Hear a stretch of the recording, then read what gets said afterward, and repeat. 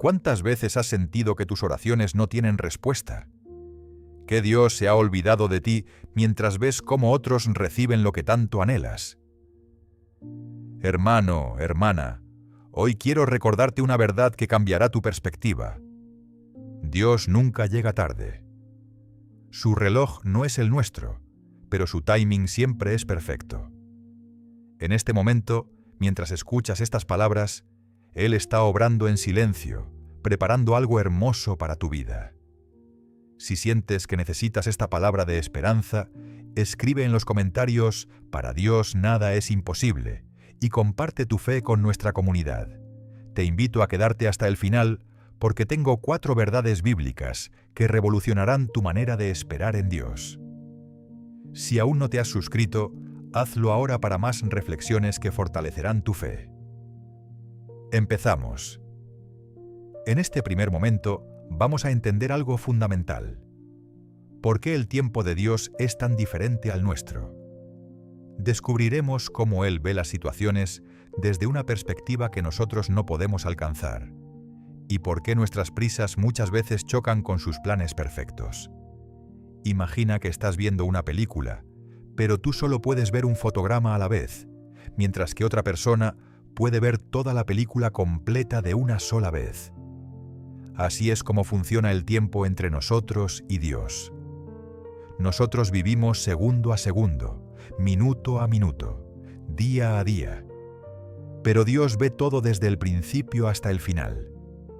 Los griegos tenían 2 palabras para hablar del tiempo, y la Biblia usa ambas de manera muy inteligente. Una es cronos, que es el tiempo del reloj, el tiempo que nosotros conocemos. La otra es kairos, que es el momento perfecto, el tiempo oportuno, el momento exacto cuando algo debe suceder. Cuando tú miras tu reloj y dices «ya es hora», estás pensando en cronos. Pero cuando Dios actúa, Él siempre lo hace en kairos. Pablo lo explica perfectamente en su carta a los Gálatas, capítulo 4, versículo 4. Pero cuando vino el cumplimiento del tiempo, Dios envió a su Hijo, nacido de mujer y nacido bajo la ley. ¿Te das cuenta? No dice cuando llegó la fecha, sino cuando vino el cumplimiento del tiempo. Jesús no vino porque el calendario romano dijera que era el año correcto. Vino cuando todo estaba perfectamente preparado. Piensa en esto. El Imperio Romano había construido caminos por todo el mundo conocido. El idioma griego se hablaba en todas partes. Los judíos habían sido esparcidos por muchas naciones, llevando la esperanza del Mesías. Todo estaba listo para que el Evangelio se extendiera rápidamente. Ese fue el kairos de Dios. Dios no se limita por nuestros relojes ni calendarios. Él opera en una dimensión completamente diferente. Cuando Moisés subió al monte Sinaí, como leemos en Éxodo capítulo 24, versículo 18, y entró Moisés en medio de la nube y subió al monte, y estuvo Moisés en el monte 40 días y 40 noches. Para el pueblo que esperaba abajo, esos 40 días se sintieron como una eternidad. Tanto que decidieron hacer un becerro de oro porque pensaron que Moisés nunca regresaría.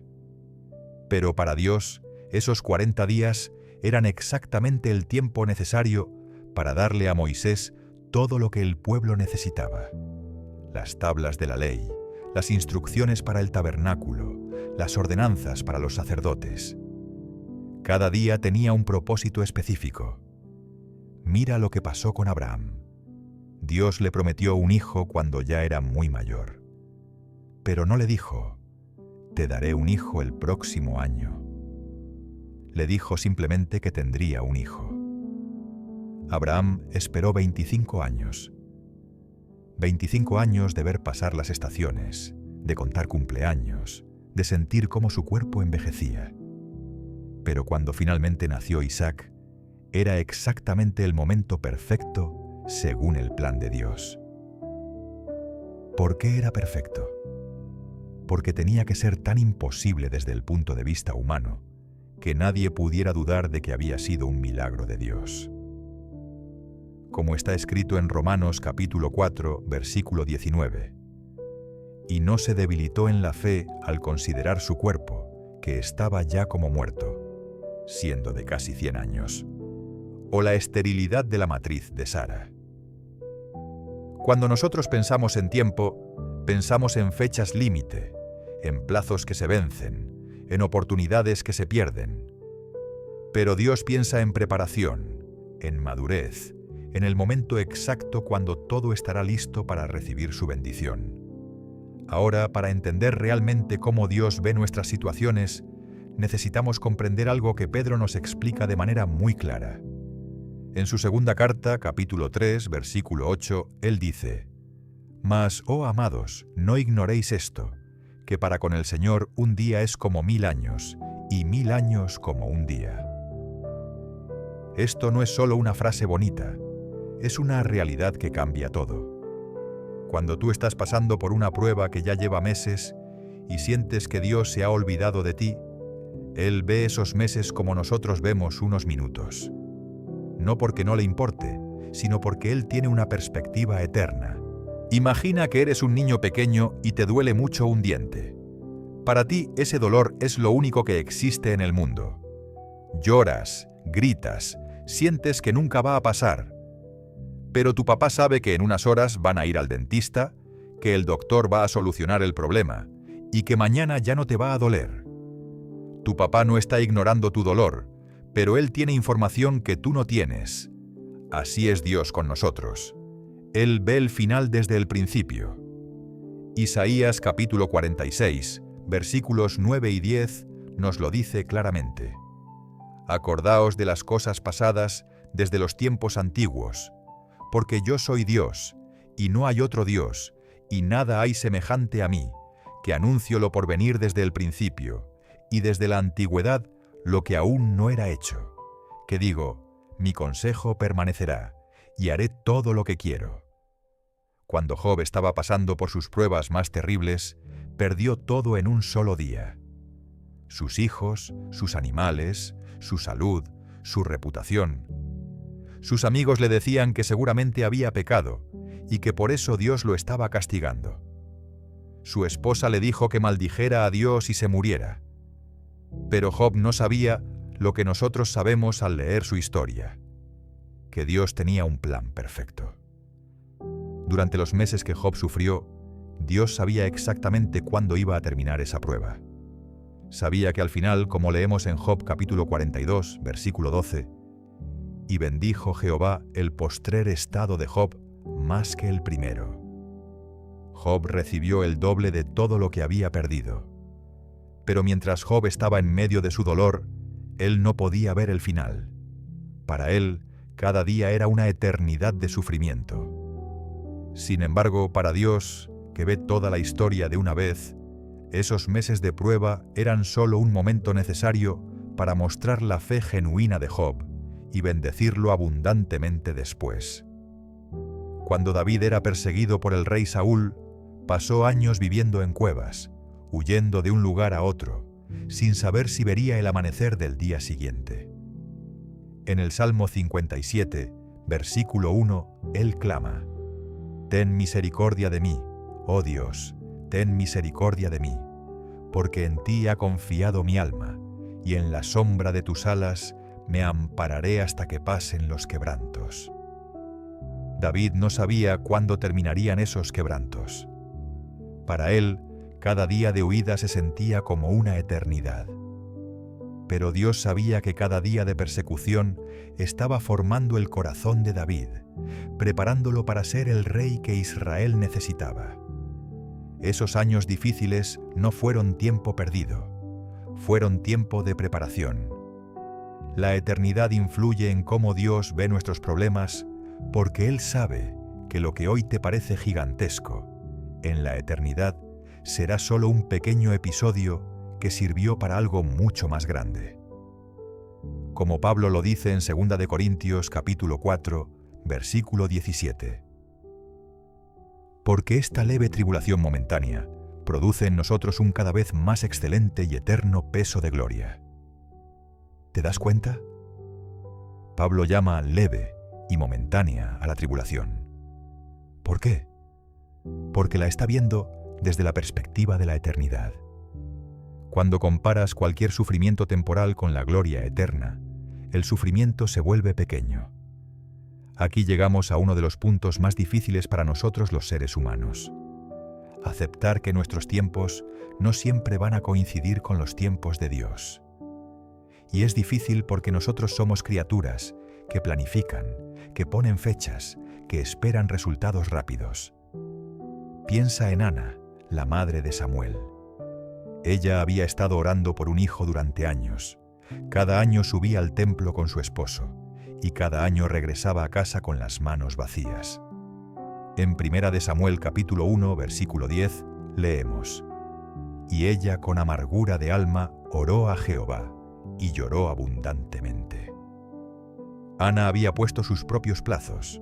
Probablemente pensaba: el año que viene seguramente Dios me dará un hijo. Pero pasaba un año y otro y otro.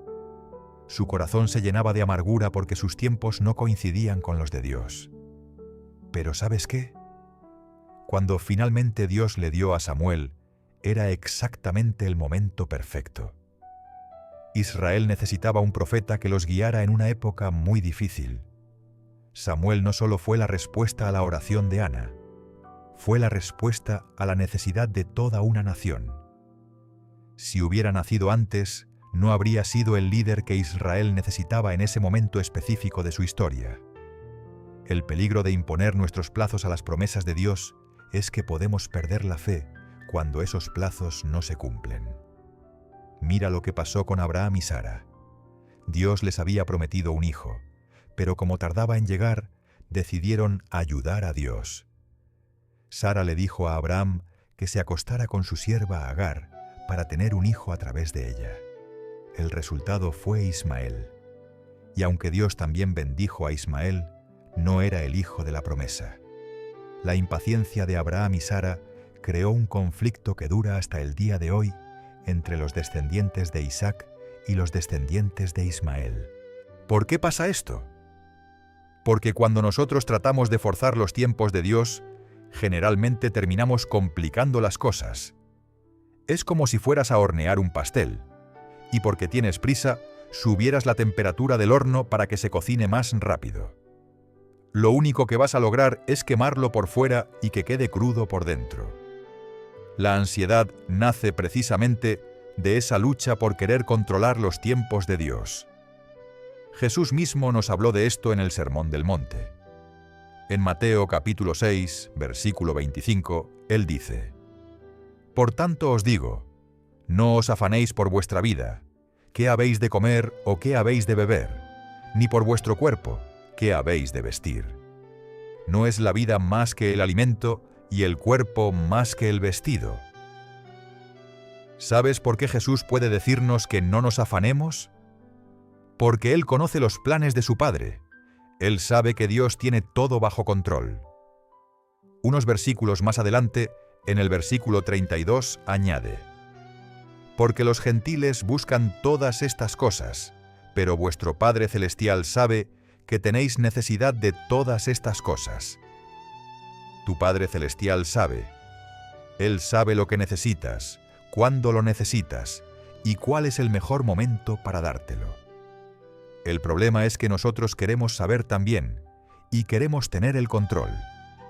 Piensa en los discípulos el día de la ascensión de Jesús. En Hechos capítulo 1, versículo 6, ellos le preguntan: «Señor, ¿restaurarás el reino a Israel en este tiempo?». Ellos querían saber cuándo, querían una fecha específica. Pero Jesús les respondió en el versículo 7: «No os toca a vosotros saber los tiempos o las sazones que el Padre puso en su sola potestad». ¿Te das cuenta? Hay cosas que simplemente no nos toca saber. Los tiempos específicos están en la potestad del Padre. Nuestra parte es confiar y obedecer. Cuando el pueblo de Israel estaba cautivo en Babilonia, muchos pensaron que Dios se había olvidado de ellos para siempre. 70 años les parecían una eternidad. Pero Dios había dicho claramente a través del profeta Jeremías en el capítulo 29, versículos 10 y 11. Porque así dijo Jehová: cuando en Babilonia se cumplan los 70 años, yo os visitaré, y despertaré sobre vosotros mi buena palabra, para haceros volver a este lugar. Porque yo sé los pensamientos que tengo acerca de vosotros, dice Jehová, pensamientos de paz, y no de mal, para daros el fin que esperáis. Dios tenía un plan específico, 70 años exactos, no 69, no 71, 70. Y cuando se cumplieron, como leemos en Esdras capítulo 1, versículo 1. En el primer año de Ciro, rey de Persia, para que se cumpliese la palabra de Jehová por boca de Jeremías, despertó Jehová el espíritu de Ciro, rey de Persia, el cual hizo pregonar de palabra y también por escrito por todo su reino. Todo sucedió exactamente como Dios había dicho, en el tiempo exacto que él había establecido, ni un día antes ni un día después. En este segundo momento vamos a descubrir algo que puede sorprenderte. ¿Por qué pedirle pruebas constantemente a Dios no es señal de fe, sino todo lo contrario? Veremos cómo Jesús respondió a quienes siempre querían más milagros para creer, y entenderemos por qué la verdadera fe no necesita ver para confiar. Los fariseos eran los líderes religiosos más respetados de su tiempo.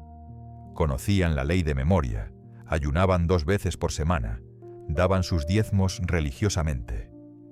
Pero había algo que los caracterizaba. Nunca estaban satisfechos con lo que veían. Siempre querían más pruebas. Un día se acercaron a Jesús, después de que había alimentado a 5.000 personas con 5 panes y 2 peces. Habían escuchado los testimonios, tal vez algunos hasta habían estado allí. Pero no les bastaba. En Mateo capítulo 12, versículo 38, leemos: Entonces respondieron algunos de los escribas y de los fariseos diciendo: Maestro, deseamos ver de ti señal. ¿Te das cuenta de la ironía? Jesús acababa de hacer un milagro increíble, pero ellos querían una señal. No cualquier milagro les servía. Ellos querían el milagro que ellos consideraran suficiente, el que ellos aprobaran. La respuesta de Jesús fue directa y fuerte. En Mateo capítulo 12, versículo 39, Él les dijo: La generación mala y adúltera demanda señal, pero señal no le será dada, sino la señal del profeta Jonás. Jesús no los llamó buscadores sinceros o personas con dudas honestas. Los llamó generación mala y adúltera. ¿Por qué tan duro? Porque Jesús sabía que el problema no era falta de evidencia. El problema era el corazón. Habían visto milagros, habían escuchado enseñanzas que nadie más podía dar, habían sido testigos de cosas que nunca antes habían visto. Pero su corazón estaba cerrado. Marcos nos cuenta otra ocasión similar en su capítulo 8, versículo 11. Vinieron entonces los fariseos y comenzaron a discutir con él, pidiéndole señal del cielo, para tentarle. Fíjate en esa palabra, para tentarle. No estaban buscando la verdad, estaban tratando de poner a prueba a Jesús. La reacción de Jesús fue inmediata. En el versículo 12 leemos: Y gimiendo en su espíritu, dijo: ¿Por qué pide señal esta generación? De cierto os digo que no se dará señal a esta generación. Jesús gimió. Esa palabra en el original griego indica un suspiro profundo de tristeza y frustración. ¿Por qué gemía? Porque había sanado enfermos delante de ellos, había resucitado muertos, había expulsado demonios, había enseñado con una autoridad que nunca habían escuchado. Pero nada era suficiente. Siempre querían una más. Este es el primer peligro de exigir pruebas, que nunca terminan. El corazón que no quiere creer siempre encontrará una excusa para pedir una prueba más.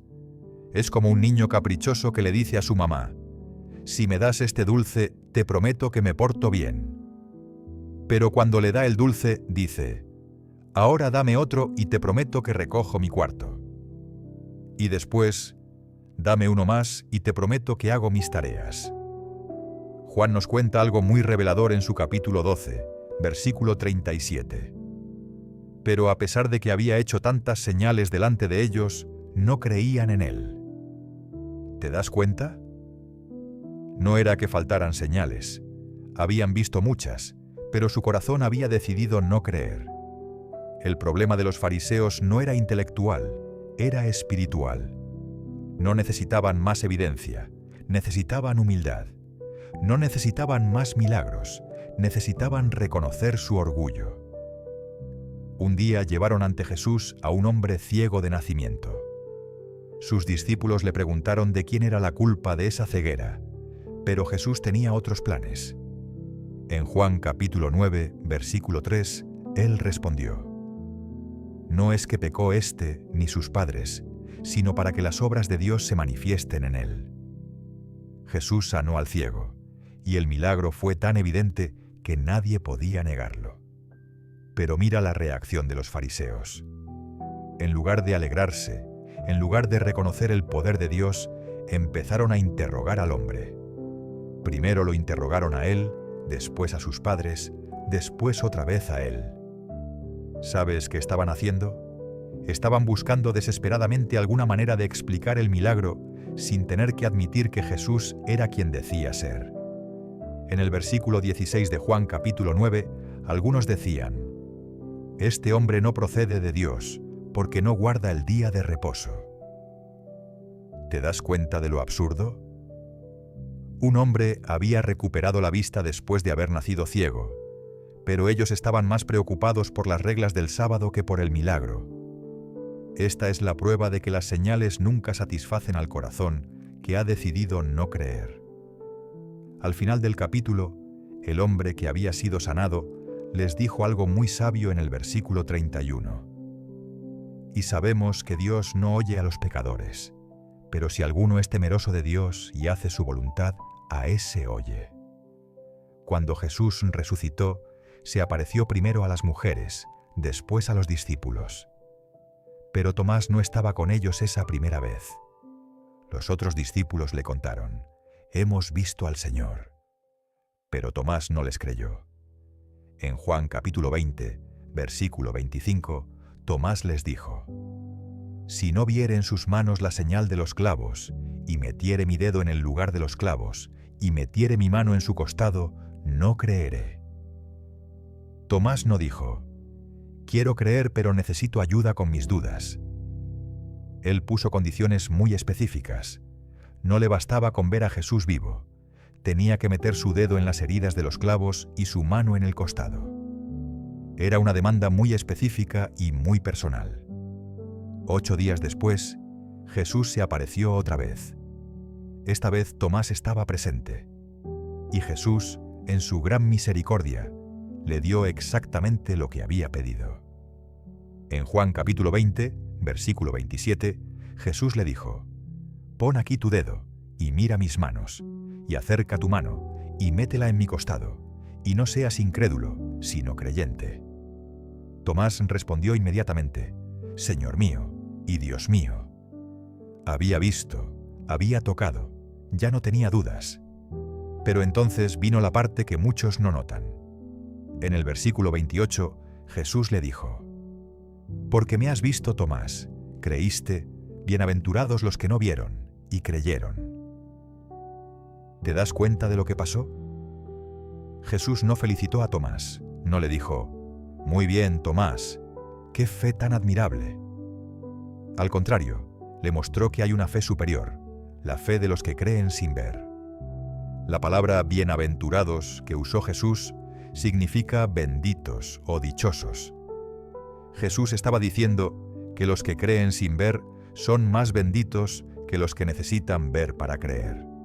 ¿Por qué? Porque la fe que necesita evidencia no es verdadera fe, es aceptación de hechos. Piensa en esto. Si yo te muestro una pelota roja y te digo: esta pelota es roja, y tú dices: sí, es roja, ¿eso es fe? No. Eso es simplemente reconocer una realidad evidente. La fe empieza donde termina la evidencia. Hebreos capítulo 11, versículo 1, nos da la definición perfecta. Es, pues, la fe, la certeza de lo que se espera, la convicción de lo que no se ve. La fe verdadera no necesita ver para estar convencida. Mira la diferencia entre Tomás y el centurión romano que se acercó a Jesús para pedirle que sanara a su siervo. En Mateo capítulo 8, versículo 8, el centurión le dijo: «Señor, no soy digno de que entres bajo mi techo, solamente di la palabra y mi criado sanará». ¿Qué estaba diciendo? No necesito que vengas a mi casa, no necesito verte hacer el milagro, no necesito tocar a mi siervo después de que lo sanes, solamente di la palabra. Esa es fe pura. La reacción de Jesús fue completamente diferente. En el versículo 10 leemos: «Al oírlo Jesús se maravilló y dijo a los que le seguían: De cierto os digo que ni aun en Israel he hallado tanta fe». ¿Te das cuenta de la diferencia? Con Tomás, Jesús tuvo paciencia, pero le mostró que había una fe superior. Con el centurión, Jesús se maravilló y elogió su fe. ¿Por qué? Porque el centurión creyó sin necesidad de ver.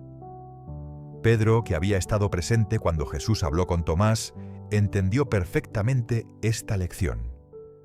Años después, escribiendo su primera carta, en el capítulo 1, versículo 8, él dice: «A quien amáis sin haberle visto, en quien creyendo, aunque ahora no lo veáis, os alegráis con gozo inefable y glorioso».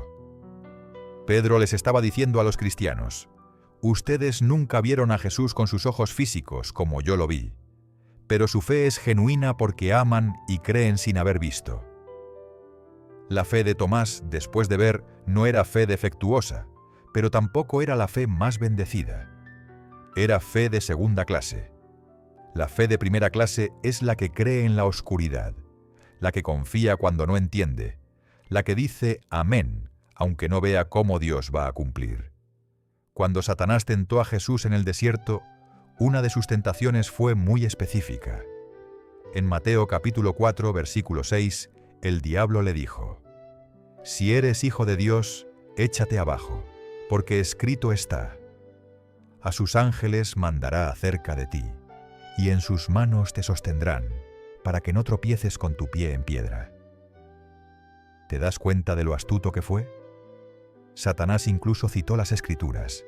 Le estaba diciendo a Jesús: si realmente eres el Hijo de Dios, demuéstralo. Haz algo espectacular. Tírate del templo y que los ángeles te sostengan. Así todo el mundo verá que eres quien dices ser. Pero Jesús conocía la diferencia entre confiar en Dios y poner a Dios a prueba. En el versículo 7, él respondió: escrito está también: no tentarás al Señor tu Dios. ¿Cuál era la diferencia? Confiar en Dios es creer que Él va a cumplir sus promesas en su tiempo y a su manera. Poner a Dios a prueba es exigirle que demuestre su poder según nuestros términos y en nuestro tiempo. Esta historia que Jesús citó viene de Deuteronomio capítulo 6, versículo 16, donde Moisés le dice al pueblo: no tentéis a Jehová vuestro Dios como lo tentasteis en Masá. ¿Qué había pasado en Masá? El pueblo de Israel había salido de Egipto y estaba en el desierto. En un lugar llamado Refidim se quedaron sin agua. En lugar de pedirle humildemente a Dios que los ayudara, empezaron a quejarse y a exigir. En Éxodo capítulo 17, versículo 2, leemos: y altercó el pueblo con Moisés y dijeron: danos agua para que bebamos. Y Moisés les dijo: ¿por qué altercáis conmigo? ¿Por qué tentáis a Jehová? ¿Te das cuenta de la diferencia? No dijeron: Señor, confiamos en ti, pero necesitamos agua. Dijeron: danos agua ahora, o si no. Era una exigencia, no una petición. Era poner a Dios en una situación donde tenía que demostrar que realmente se preocupaba por ellos. En el versículo 7 leemos que Moisés llamó el nombre de aquel lugar Masá y Meriba, por la rencilla de los hijos de Israel, y porque tentaron a Jehová diciendo: ¿Está pues Jehová entre nosotros o no? Esa es la pregunta clave. ¿Está Jehová entre nosotros o no? No era una pregunta sincera buscando conocimiento. Era una demanda arrogante. Demuéstranos que estás aquí, o si no vamos a asumir que nos has abandonado. Dios les dio agua porque es misericordioso, pero no aprobó su actitud. La tentación de poner a Dios a prueba siempre revela algo feo en nuestro corazón: la falta de confianza mezclada con orgullo. Cuando nosotros le decimos a Dios: si realmente me amas, entonces haz esto. Logue, si realmente tienes poder, entonces demuéstralo haciendo aquello. Drenia, estamos cayendo en la misma trampa. Estamos poniendo condiciones a nuestra fe y exigiendo que Dios se someta a nuestro cronograma y a nuestros métodos. Hay una diferencia enorme entre orar pidiendo algo y exigir una demostración.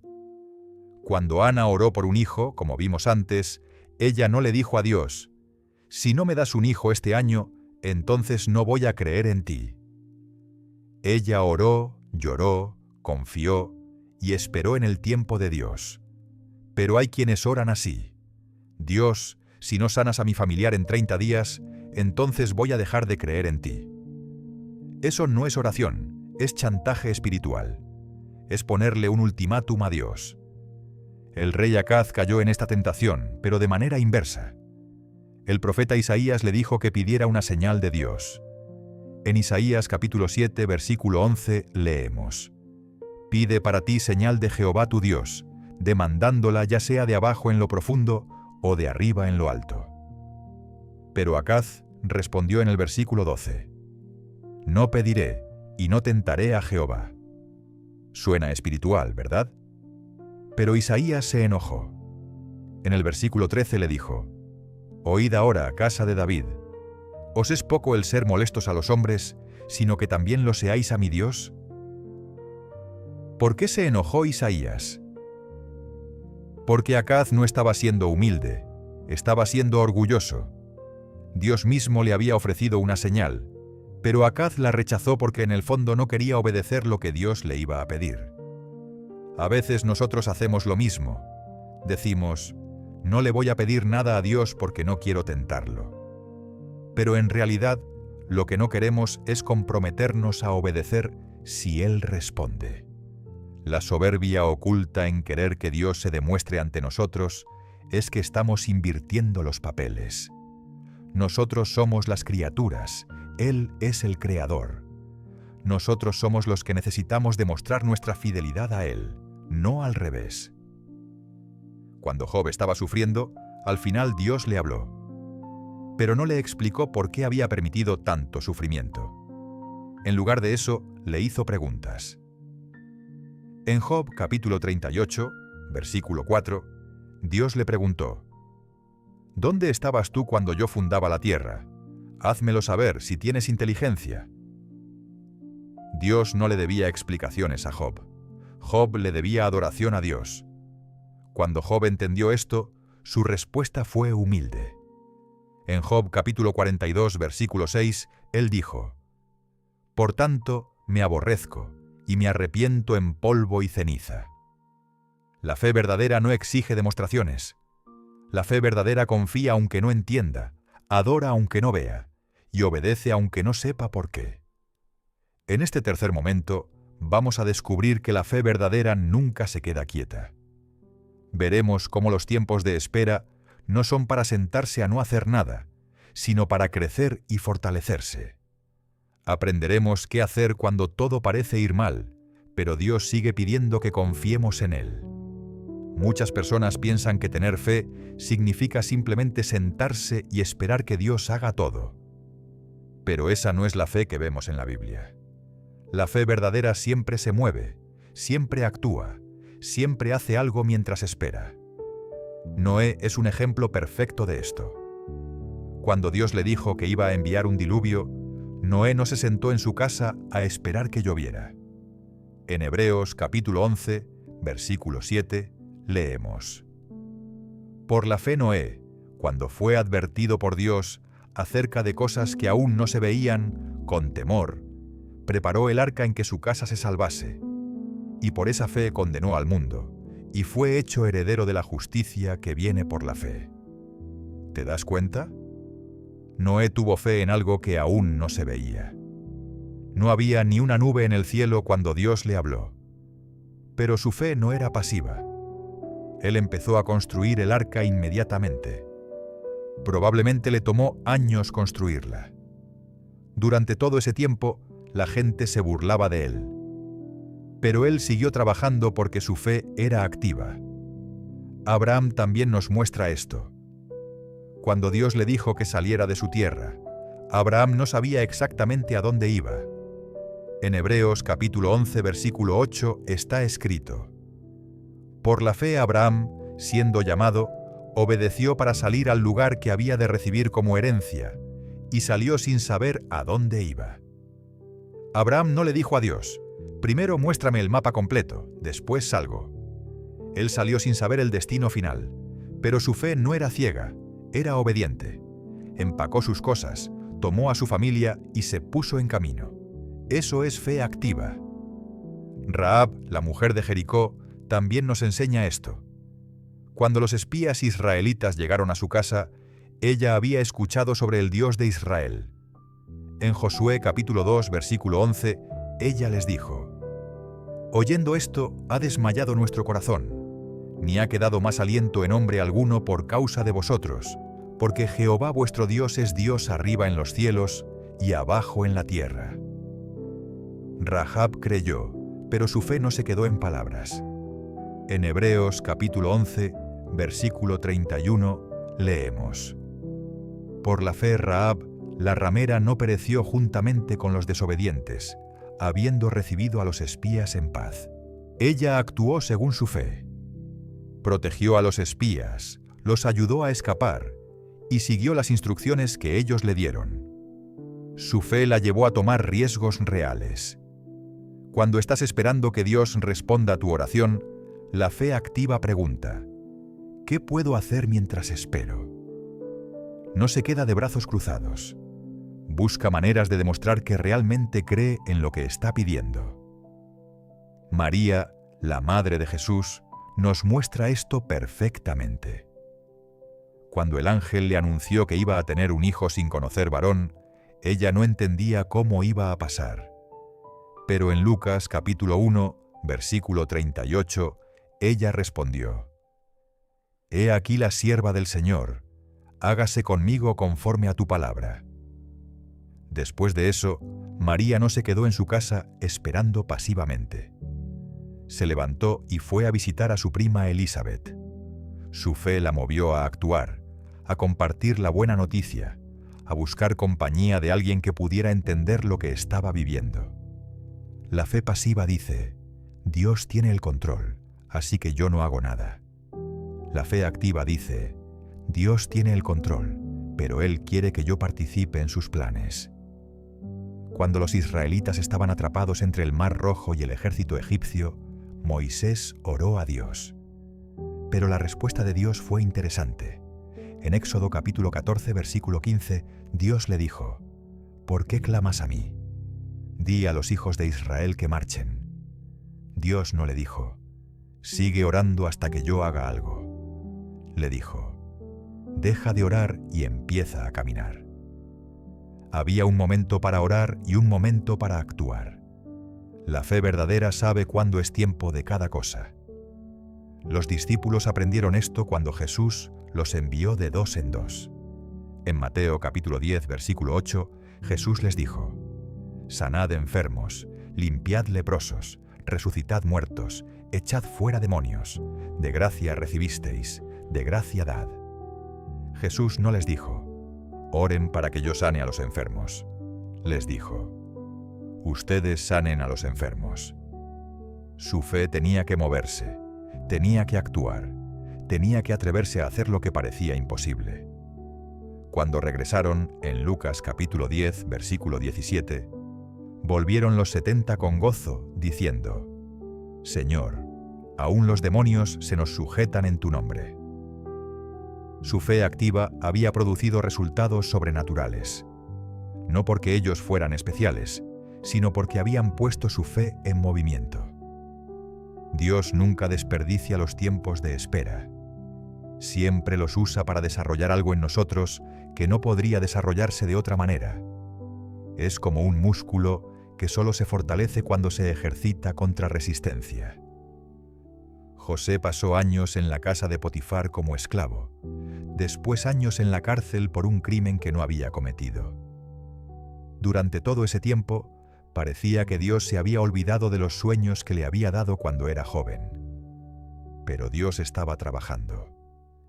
En Génesis capítulo 39, versículo 2, leemos: «Mas Jehová estaba con José, y fue varón próspero, y estaba en la casa de su amo el egipcio». Después, en el versículo 21, «Pero Jehová estaba con José, y le extendió su misericordia, y le dio gracia en los ojos del jefe de la cárcel». ¿Te das cuenta? Dios estaba con José en cada lugar donde estuvo. No solo cuando finalmente llegó al palacio. Estaba con él en la casa de Potifar. Estaba con él en la cárcel. Cada lugar era una escuela donde José aprendía algo que iba a necesitar cuando fuera gobernador de Egipto. En la casa de Potifar, José aprendió a administrar una casa grande. En la cárcel, aprendió a lidiar con la injusticia sin amargarse. Cada experiencia lo estaba preparando para gobernar un país durante una crisis mundial. David también pasó por esta escuela. Después de que Samuel lo ungió como rey, David no fue inmediatamente al palacio. Regresó a cuidar las ovejas de su padre. Años después, cuando Saúl lo perseguía, David tuvo muchas oportunidades de matarlo, pero no lo hizo. En 1 de Samuel capítulo 24, versículo 6, cuando David cortó el borde del manto de Saúl. Después se turbó el corazón de David, porque había cortado el borde del manto de Saúl. ¿Por qué se turbó? Porque durante esos años de espera, Dios había estado desarrollando el carácter de David. Le había enseñado a respetar la autoridad, a no tomar venganza, a esperar en el tiempo de Dios. Estas virtudes no se aprenden en la comodidad, se aprenden en la presión. Santiago lo explica perfectamente en su carta, capítulo 1, versículos 2 al 4.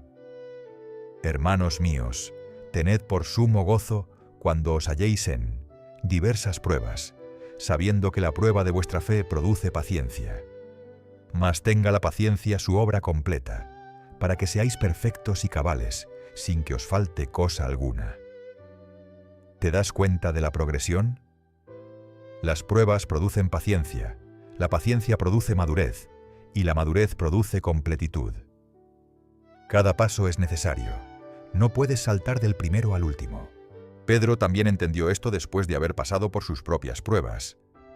En 1 de Pedro capítulo 1, versículos 6 y 7, él escribió: «En lo cual vosotros os alegráis, aunque ahora por un poco de tiempo, si es necesario, tengáis que ser afligidos en diversas pruebas, para que sometida a prueba vuestra fe, mucho más preciosa que el oro, el cual aunque perecedero se prueba con fuego, sea hallada en alabanza, gloria y honra cuando sea manifestado Jesucristo». Pedro compara la fe con el oro que se purifica en el fuego. El oro no se vuelve puro simplemente con el tiempo. Necesita pasar por el fuego para que se separen las impurezas. Así es nuestra fe. Los tiempos difíciles queman las cosas que no deben estar ahí. Moisés también pasó por esta preparación. Después de huir de Egipto, pasó 40 años en el desierto cuidando ovejas. 40 años pueden parecer una pérdida de tiempo, pero Dios los estaba usando para preparar a Moisés. El Moisés que mató al egipcio era impulsivo y violento. El Moisés que Dios llamó desde la zarza ardiente era humilde y paciente. En Números capítulo 12, versículo 3 está escrito: «Y aquel varón Moisés era muy manso, más que todos los hombres que había sobre la tierra». Esa mansedumbre no era natural en Moisés. Tuvo que aprenderla durante 40 años de soledad en el desierto. Dios sabía que para sacar a 2 millones de personas de Egipto y lidiar con sus quejas durante 40 años más, Moisés necesitaba una paciencia sobrenatural. Pablo también habla de esto en Romanos capítulo 5, versículos 3 al 5. Y no solo esto, sino que también nos gloriamos en las tribulaciones, sabiendo que la tribulación produce paciencia, y la paciencia prueba, y la prueba esperanza, y la esperanza no avergüenza, porque el amor de Dios ha sido derramado en nuestros corazones por el Espíritu Santo que nos fue dado. Mira la cadena. Tribulación produce paciencia, paciencia produce prueba, carácter probado produce esperanza, y esperanza produce amor. Cada eslabón es necesario para llegar al siguiente. Hay momentos en la vida cuando todo lo que vemos contradice lo que Dios ha prometido. En esos momentos, la fe verdadera tiene que anclar su esperanza en algo más fuerte que las circunstancias. Abraham enfrentó exactamente esta situación. Dios le había prometido que tendría descendencia como las estrellas del cielo, pero Abraham y Sara ya eran muy ancianos. En Romanos capítulo 4, versículo 18, Pablo escribió: Él creyó en esperanza contra esperanza, para llegar a ser padre de muchas gentes, conforme a lo que se le había dicho: así será tu descendencia. ¿Qué significa creyó en esperanza contra esperanza?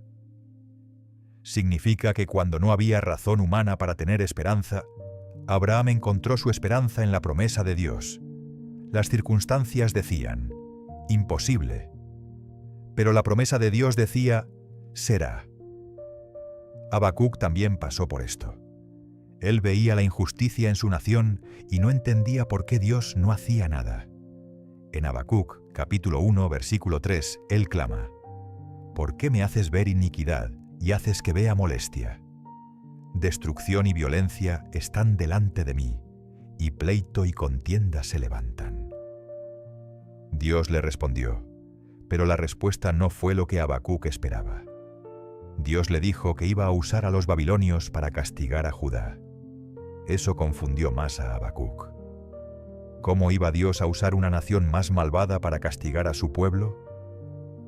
Pero al final, Habacuc aprendió algo fundamental. En el capítulo 3, versículos 17 al 19, él declara: aunque la higuera no florezca, ni en las vides haya frutos, aunque falte el producto del olivo, y los labrados no den mantenimiento, y las ovejas sean quitadas de la majada, y no haya vacas en los corrales, con todo, yo me alegraré en Jehová, y me gozaré en el Dios de mi salvación. Jehová el Señor es mi fortaleza, el cual hace mis pies como de ciervas, y en mis alturas me hace andar. ¿Te das cuenta de lo que hizo Habacuc? Listó todas las cosas que podían ir mal y después dijo: aunque todo eso pase, yo me alegraré en Jehová. Su gozo no dependía de las circunstancias, dependía de quién es Dios. Ana también nos enseña esto. Ella había orado por un hijo durante años sin recibir respuesta. Su rival se burlaba de ella constantemente. Pero en 1 Samuel capítulo 1, versículo 18, después de orar en el templo, se fue la mujer por su camino, y comió, y no estuvo más triste. ¿Qué había cambiado? Sus circunstancias seguían igual. Todavía no tenía hijo, pero algo había cambiado en su corazón. Había entregado su carga a Dios y había decidido confiar en su tiempo perfecto. Cuando finalmente tuvo a Samuel, Ana no se olvidó de la fidelidad de Dios. En 1 Samuel capítulo 2, versículos 1 y 2, ella oró: mi corazón se regocija en Jehová, mi poder se exalta en Jehová. Mi boca se ensanchó sobre mis enemigos, por cuanto me alegré en tu salvación. No hay santo como Jehová, porque no hay ninguno fuera de ti, y no hay refugio como el Dios nuestro. Recordar las fidelidades pasadas de Dios es una estrategia bíblica para fortalecer la fe durante las crisis. David lo hacía constantemente. En el Salmo 77, versículos 11 y 12, él dice: me acordaré de las obras de JH. Sí, Haré yo memoria de tus maravillas antiguas, meditaré en toda tu obra y hablaré de tus hechos. ¿Por qué es importante recordar? Porque cuando estamos en medio de una prueba, tendemos a olvidar todo lo bueno que Dios ha hecho. Recordar nos ayuda a poner la situación actual en perspectiva. Asaf también usó esta estrategia. En el Salmo 73, él había comenzado quejándose porque los malvados prosperaban mientras él sufría. Pero en el versículo 17 dice: «Hasta que entrando en el santuario de Dios, comprendí el fin de ellos». ¿Qué pasó en el santuario? Asaf recordó quién es Dios y cuáles son sus caminos. En los versículos 25 y 26, él concluye: «¿A quién tengo yo en los cielos sino a ti? Y fuera de ti nada deseo en la tierra. Mi carne y mi corazón desfallecen, mas la roca de mi corazón y mi porción es Dios para siempre». Jeremías también conocía esta estrategia. En medio de las lamentaciones, cuando todo parecía perdido, en el capítulo 3, versículos 21 al 23, él dice: «Esto recapacitaré en mi corazón, por lo tanto esperaré. Por la misericordia de Jehová no hemos sido consumidos, porque nunca decayeron sus misericordias. Nuevas son cada mañana, grande es tu fidelidad». ¿Qué recapacitó? Las misericordias de Dios. En medio del dolor, Jeremías decidió recordar que Dios es misericordioso, que sus misericordias son nuevas cada mañana, que su fidelidad es grande. Pablo también nos enseña una estrategia práctica. En Filipenses capítulo 4, versículo 8, él dice: «Por lo demás, hermanos, todo lo que es verdadero, todo lo honesto, todo lo justo, todo lo puro, todo lo amable, todo lo que es de buen nombre, si hay virtud alguna, si algo digno de alabanza, en esto pensad». Cuando las circunstancias son difíciles, nuestra mente tiende a enfocarse en lo negativo. Pablo nos dice que conscientemente dirijamos nuestros pensamientos hacia las cosas buenas, verdaderas y dignas de alabanza. En este último momento, vamos a ver 3 historias reales de hombres que esperaron años para ver cumplidas las promesas de Dios. Descubriremos cómo cada año de espera tenía un propósito específico y por qué el momento exacto cuando Dios actuó fue absolutamente perfecto.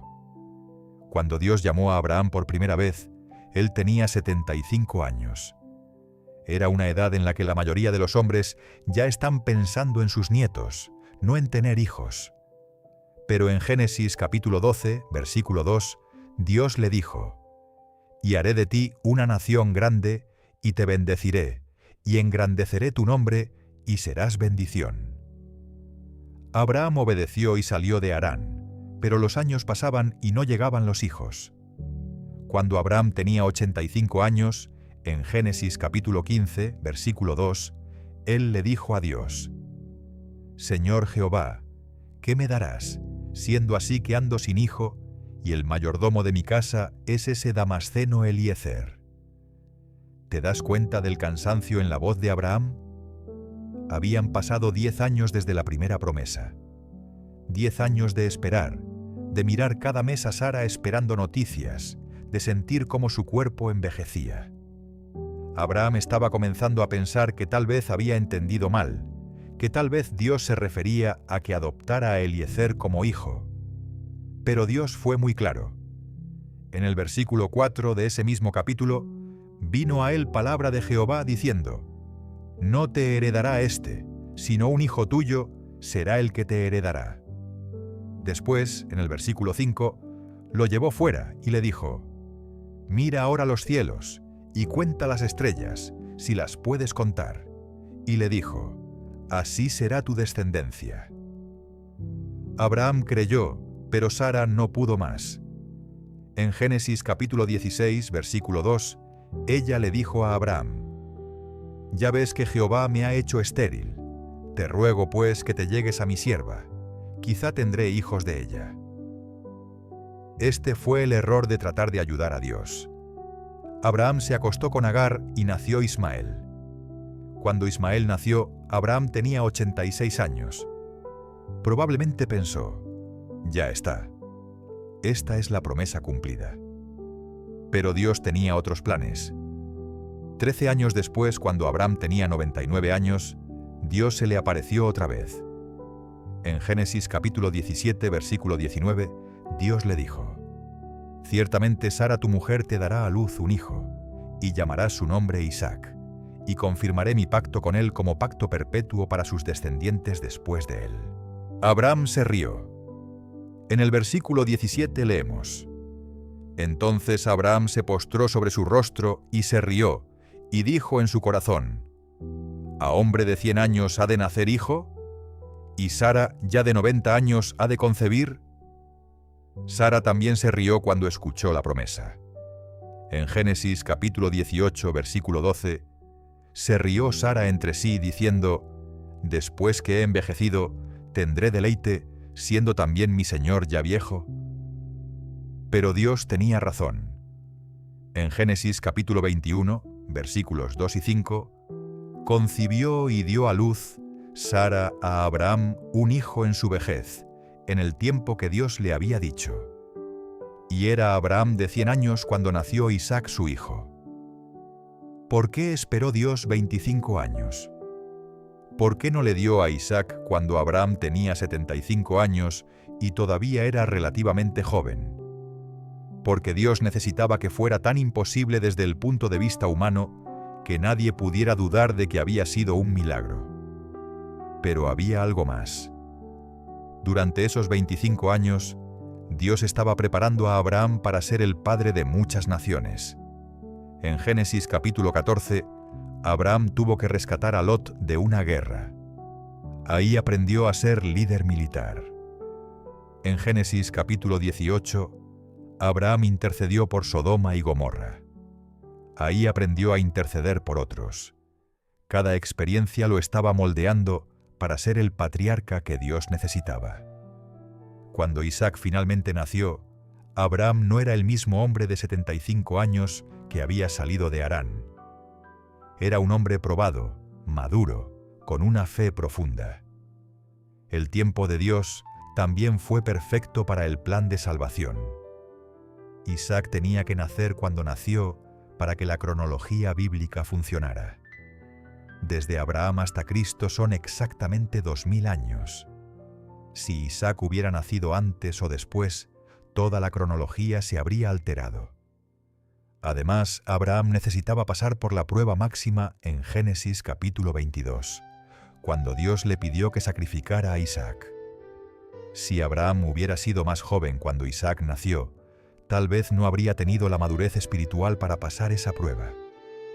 Pero después de 25 años de esperar por ese hijo, Abraham sabía que Dios era fiel. En Hebreos capítulo 11, versículo 19, leemos que Abraham pensó que Dios es poderoso para levantar aún de entre los muertos. José era el hijo favorito de Jacob, y eso le causó problemas con sus hermanos. Cuando tenía 17 años, Dios le dio 2 sueños que mostraban que algún día sus hermanos y hasta sus padres se inclinarían ante él. Pero entre esos sueños y su cumplimiento pasaron 22 años de sufrimiento. En Génesis capítulo 37, versículo 24, le tomaron y le echaron en la cisterna, pero la cisterna estaba vacía, no había en ella agua. Sus propios hermanos lo vendieron como esclavo. José se encontró en Egipto, lejos de su familia, siendo propiedad de otra persona. Pero Dios tenía un plan. En la casa de Potifar, José aprendió a administrar una casa grande. En Génesis capítulo 39, versículo 4, halló José gracia en sus ojos y le servía, y él le hizo mayordomo de su casa y entregó en su poder todo lo que tenía. José no se amargó ni se deprimió. Trabajó con excelencia hasta que Potifar le entregó todo. Ahí José aprendió sobre economía, administración, manejo de personal, cosas que iba a necesitar cuando fuera gobernador de Egipto. Después vino la injusticia. La esposa de Potifar trató de seducir a José, y cuando él se negó, ella lo acusó falsamente. En Génesis capítulo 39, versículo 20, tomó su amo a José y lo puso en la cárcel, donde estaban los presos del rey. José pasó años en la cárcel por un crimen que no había cometido. Pero otra vez, Dios tenía un propósito. En la cárcel, José aprendió a lidiar con criminales, con gente desesperada, con situaciones extremas. En el versículo 23 leemos: «No necesitaba el jefe de la cárcel atender cosa alguna de las que estaban al cuidado de José, porque Jehová estaba con él, y lo que él hacía, Jehová lo prosperaba». En la cárcel, José también desarrolló su don de interpretar sueños. Interpretó los sueños del copero y del panadero del rey. El copero le prometió que lo recordaría cuando saliera, pero en Génesis capítulo 40, versículo 23, el jefe de los coperos no se acordó de José, sino que le olvidó. José tuvo que esperar 2 años más. 2 años de recordar cada día que alguien que podía ayudarlo se había olvidado de él. Pero Dios no se había olvidado. Cuando Faraón tuvo sus sueños sobre las vacas gordas y flacas, el copero finalmente se acordó de José. En Génesis capítulo 41, versículo 14, entonces Faraón envió y llamó a José, y lo sacaron apresuradamente de la cárcel, y se afeitó, y mudó sus vestidos, y vino a Faraón. José interpretó los sueños: 7 años de abundancia, seguidos por 7 años de hambre. Pero no solo interpretó, propuso una solución. En el versículo 33, José le dijo a Faraón: «Por tanto, provéase ahora Faraón de un varón prudente y sabio, y póngalo sobre la tierra de Egipto». ¿De dónde sacó José la sabiduría para proponer esa solución? De todos los años de preparación. En la casa de Potifar había aprendido administración. En la cárcel había aprendido a lidiar con crisis. Ahora podía combinar todo eso para salvar a Egipto.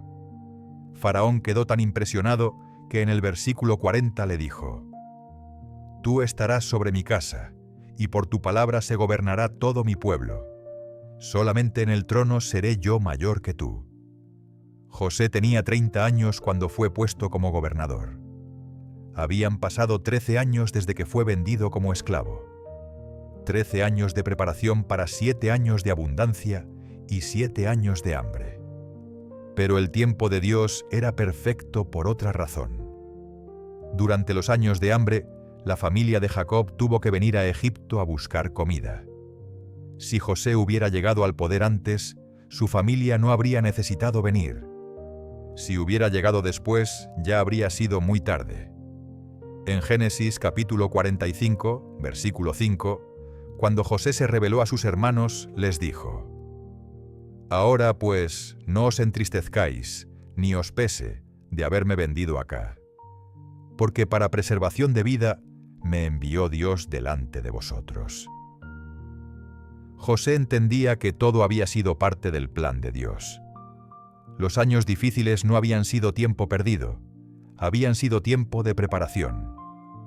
En el versículo 7 añadió: «Y Dios me envió delante de vosotros, para preservaros posteridad sobre la tierra, y para daros vida por medio de gran liberación». ¿Te das cuenta? José no solo se salvó a sí mismo, salvó a su familia, que era la familia escogida por Dios. Sin José no habría habido pueblo de Israel. Sin pueblo de Israel no habría habido David. Sin David no habría habido Jesús. La salvación del mundo dependía de que José estuviera en el lugar correcto en el momento correcto.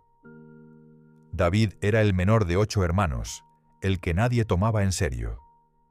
Cuando Samuel llegó a la casa de Isaí para ungir al nuevo rey, ni siquiera llamaron a David. Estaba en el campo cuidando las ovejas mientras sus hermanos se presentaban ante el profeta. En 1 de Samuel capítulo 16, versículo 11, Samuel le preguntó a Isaí: «¿Son estos todos tus hijos?» Y él respondió: «Queda aún el menor, que apacienta las ovejas». Samuel dijo: «Envía por él, porque no nos sentaremos a la mesa hasta que él venga acá». Cuando David llegó, Dios le dijo a Samuel que era él. En el versículo 13 leemos: Y Samuel tomó el cuerno del aceite, y lo ungió en medio de sus hermanos, y desde aquel día en adelante el Espíritu de Jehová vino sobre David.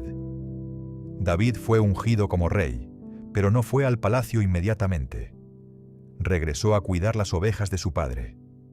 Años después, cuando llevó comida a sus hermanos que estaban en el ejército, se encontró con Goliat. David mató al gigante, pero eso no lo llevó directamente al trono.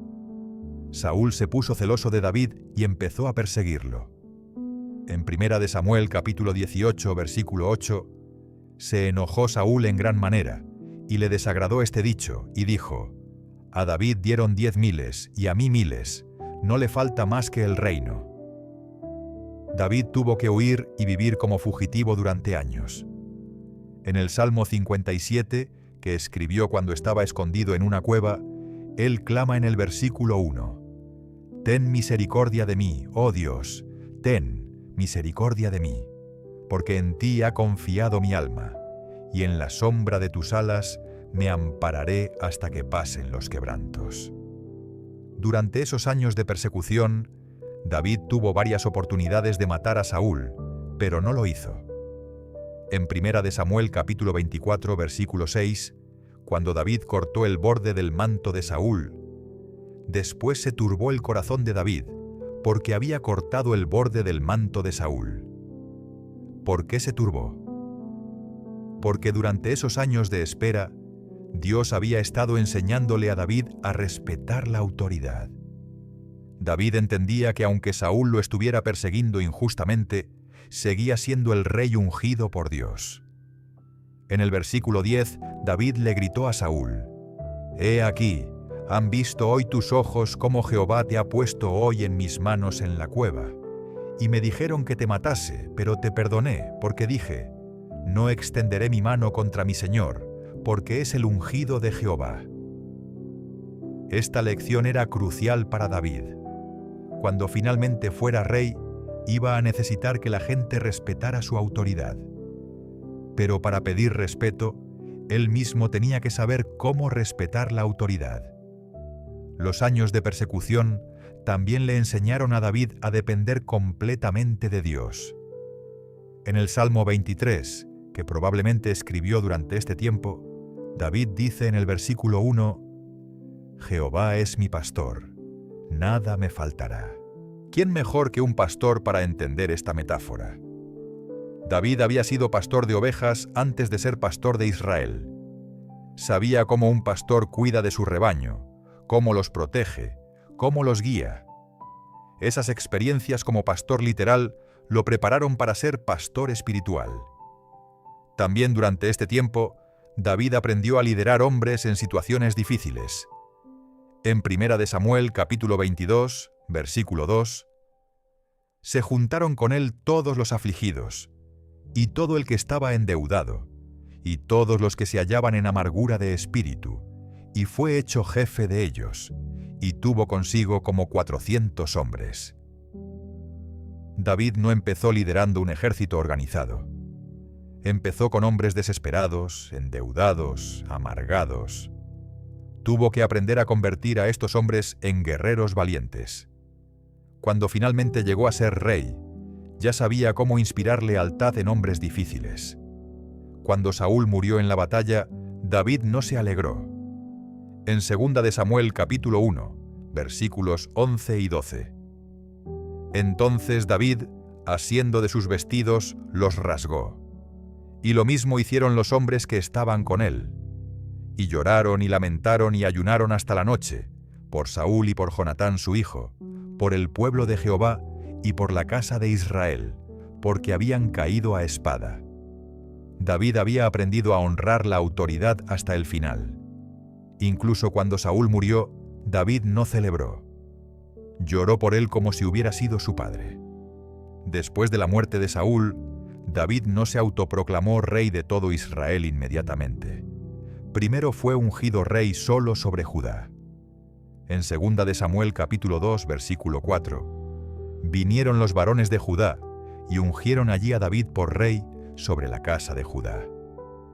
David esperó 7 años más antes de ser rey sobre todo Israel.